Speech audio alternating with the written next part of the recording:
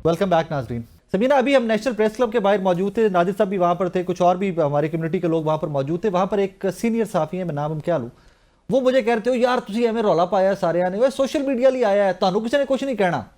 अब मैंने उनसे आगे से कहा, मैं सर मैं भी ट्विटर पे हूँ, मैं फेसबुक पेज भी है मेरा, मैं यूट्यूब पे भी थोड़ा बहुत काम करता हूँ टीवी के साथ साथ, तो मुझे बताइए कि कौन सा साफ़ी ऐसा है जो सिर्फ टीवी पे काम कर रहा है और डिजिटली एक्टिव नहीं है। हामिद मीर साहब से आप स्टार्ट कर लीजिए और हम जैसे जो जूनियर लोग हैं हम तक आ जाइए, हर बंदा डिजिटली भी एक्टिव है। सवाल फिर वही जो मैंने नादिर साहब के भी सामने रखा है समीना साहबा, कि कौन डिसाइड करेगा फेक न्यूज़ क्या है और ठीक खबर क्या है? Who will decide that now?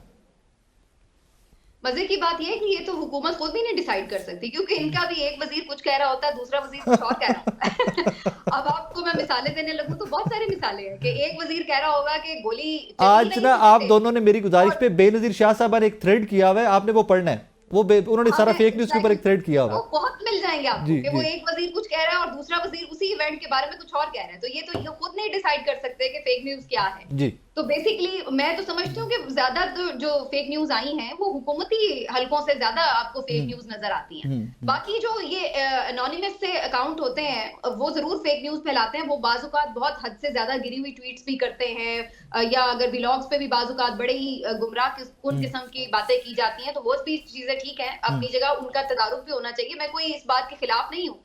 लेकिन जो यहाँ पर इस वक्त सिचुएशन है ना, जिसमें जो जैसे आपने चीजें पढ़ के बताई हैं, इसमें तो सीधा सीधा आपको अंदाजा हो रहा है कि क्या इसमें टारगेट क्या है, मतमा नजर क्या है। आप ये बात कर रहे थे कि जी कोई कह रहा है कि सहाफी नहीं इसमें टारगेट है बल्कि जो सोशल मीडिया है, तो भाई ये तो आपने उससे भी बड़ी एक स्पेक्ट्रम पे पाबंदी लगा दी है, इसका मतलब है क्योंकि सहाफी तो आप जो जिनको आप सहाफी कहते हैं, पता नहीं है सहाफी भी किसको कहते हैं, अब तो ये भी बड़ा मसला है, हर किसी को ये सहाफी मानते भी नहीं है। मैं आज देख रही थी, हैरान हो रही थी, एक क्लिप मेरी नजर से गुजरा, आरफा नूर साहिबा इतनी सीजन्ड जर्नलिस्ट हैं, वो बेचारी अकील मलिक साहब को बता रही थी कि उनकी जो अब तारीफ है सहाफी की, तो उसमें तो वो आरफा नूर साहिबा भी मेरा ख्याल है एग्जिस्ट नहीं कर रही, सहाफी है वो, तो ये सूरत हाल बन चुकी है। तो वहां पे तो हमें और आपको जो है ना वो बाकायदा लाइसेंस लेना पड़ेगा हुकूमत से। नहीं, मुझे लगता यह है कि वजारत इत्तलात व नशरियात एक हमें बताएगी कि भाई तुम सहाफी हो, तुम सहाफी नहीं हो, आज के बाद तुम सहाफी हो, तो तारड़ साहब जो है वो ऑनवर्ड टेलीविजन पे आके एक लिस्ट पढ़ दें कि जनाब फला फला सहाफी है, हमारे कागजों में बाकी फारग हो, चलो कुछ और करो। तो एक लिस्ट बना के पढ़ दें, वो हम सब के लिए भी फेवर हो जाएगी। वो पहले एक लिस्ट भी, मेरा ख्याल है कि अब जिस तरह से जजेस भी अपनी मनपसंद चॉइस करते हैं ना, अब जुडिशल कमीशन में बैठ के, अब इसी तरह ये एक जुडिशल सहाफियों का भी कमीशन बनाएंगे और उसमें जर्नलिस्ट कमीशन बनाएंगे और उसमें बैठ के खुद हुकूमत डिसाइड किया करेगी कि कौन कौन से सहाफी हैं, कौन कौन सी स्लॉट जो है वो किस सहाफी को दी जाएगी और कौन कौन से सहाफी जो है वही आपको सिर्फ स्क्रीन पे नजर ये वैसे चल भी रहा है, आपको भी पता है, मुझे पता है, तीनों को पता है कि ये कहानी चल भी रही है, ये ऑलरेडी चल ना किसी हद तक।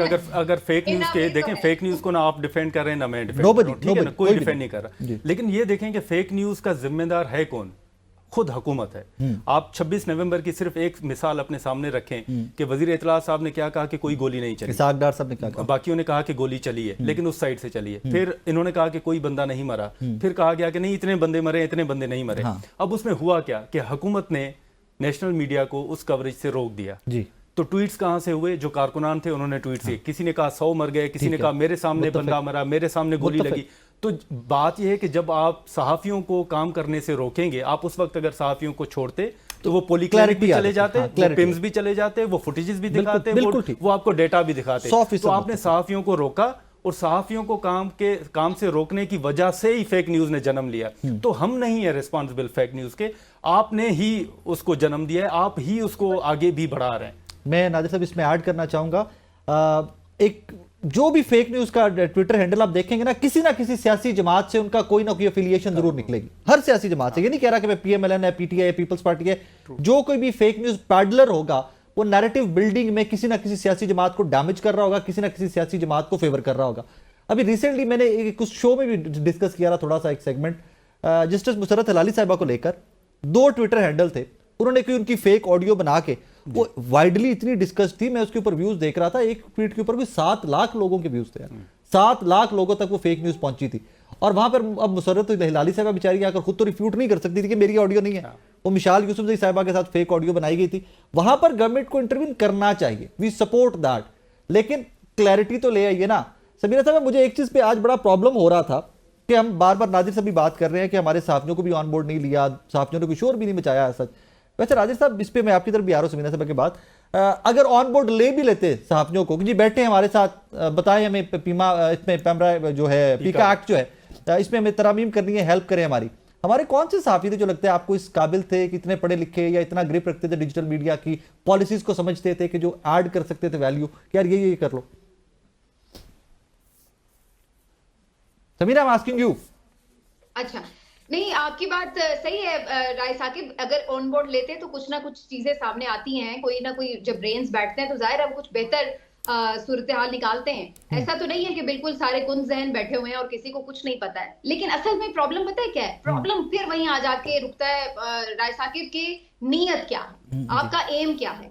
अभी आप देखिएगा कुछ दिनों में पीएमएलएन और पीपल्स पार्टी खुद ये कह रहे होंगे कि यार हम तो करना नहीं चाहते थे, हमसे तो करवाया गया। जैसे ये कह रहे हैं ना, सहूलतकारी करके हुकूमत जो है वो दिलवाई गई जबरदस्ती।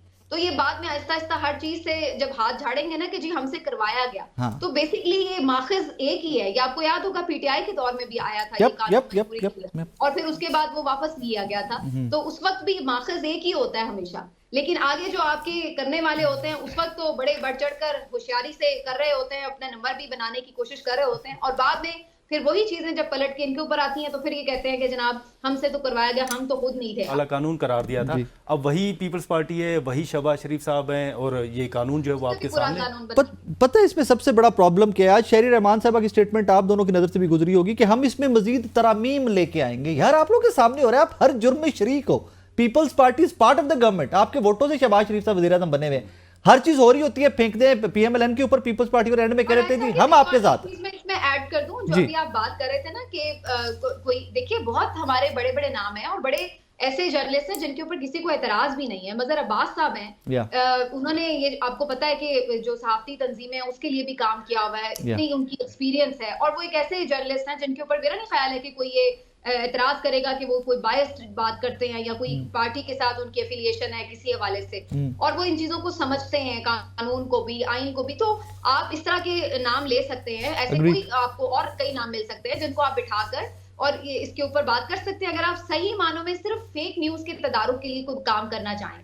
लेकिन अगेन वही बात है कि जब आपका मतमा नजर कुछ और हो, जब आपकी नीयत कुछ और हो, फिर आप ये चीज नहीं करते हैं और आप फिर वही सोचते हैं जो आपके माइंड में होता है, उसी हिसाब से आप कानून साजी करते हैं। लेकिन मैं फिर आपको एक बात कह दूं राय साकिब के, कानून पहले से भी बहुत सारे मौजूद हैं। असल बात वही है कानून पे अमल दरामद होना, नंबर 1। नंबर 2 ये कि जब आपने इस तरह के ड्रैकोनियन लॉज बनाने होते हैं तो फिर आप अमल दरामद भी बढ़ चढ़ के कर रहे होते हैं, तो वो तो चीज पहले ही हो रही है। तो मैं तो ये नहीं समझती कि कोई आप बड़ा कुछ नया करने जा रहे हैं। आप क्या पहले सोशल मीडिया पे ट्वीट करने पे क्या आपने लोगों को पकड़ा नहीं हुआ? अभी मैं उस दिन देख रही थी कि कोई पीटीआई की कुछ थी ऐसी खवातीन जिनको ट्वीट करने के ऊपर गिरफ्तार किया है। उस दिन अभी मैं सुन रही थी व्हाट्सएप ग्रुप में किसी ने मरियम नवाज साहिबा से मुताल्लिक कोई बात की है, तो उसको बंदे को उसके ऊपर जो है वो मुकदमा बन गया। एडमन जो थे उस ग्रुप के, उनके ऊपर बना।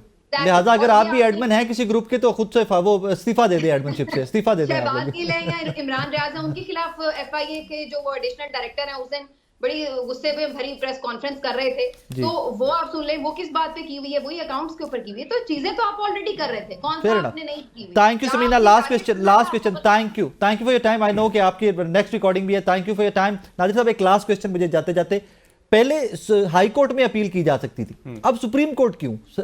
एलीट मोस्ट प्लेटफॉर्म क्यों रखा गया है इस अथॉरिटी की जानिब से इस तरमीम में? ये तो शुक्र करेंगे इन्होंने सुप्रीम कोर्ट का जिक्र किया है। जो इससे पहले ड्राफ्ट था उसमें इन्होंने लिखा था कि अथॉरिटी का जो फैसला होगा वो हतमी होगा, वो कहीं चैलेंज नहीं होगा, कहीं भी चैलेंज नहीं होगा, ये लिखा गया था। लेकिन बाद में इन्होंने हाई कोर्ट को माइनस करके कम से कम एक फोरम हमें दिया है कि आप सुप्रीम कोर्ट जो वो जा सकते हैं। अब ये भी कंफ्यूजन है कि वो आईनी बेंच सुनेगा कि रेगुलर बेंच सुनेगा। थैंक यू नाज़िर, ये आपके ट्वीट्स पे डिपेंड करता है। Thank you very much Nazir भाई। नाज़िर, मुझे नहीं पता कि इस ये जो एक्ट में तरामीम हुई हैं फर्दर तरामीम होंगी, आज शहरी रहमान साहब सेड कि इसमें फर्दर तरामीम की ज़रूरत है, but what I want to bring on racket is कि कुछ लोग काले कवानीन, आज़ादी इज़हार राय के साथ खड़े हुए थे, काले कवानीन के खिलाफ खड़े हुए थे, and in days to come जब पीएमएलएन और पीपल्स पार्टी आपको और मुझे बताएगी कि पाकिस्तान के अंदर सहाफ़त आज़ाद नहीं है, तो मैं उनको नादिर गुरमानी साहब, समीना पाचा साहबा, उनको आज के इस शो के क्लिप्स दिखाकर, निकाल कर दिखाकर रिमाइंड ज़रूर करवा सकेंगे कि what you have done to journalism in this country in the past. Because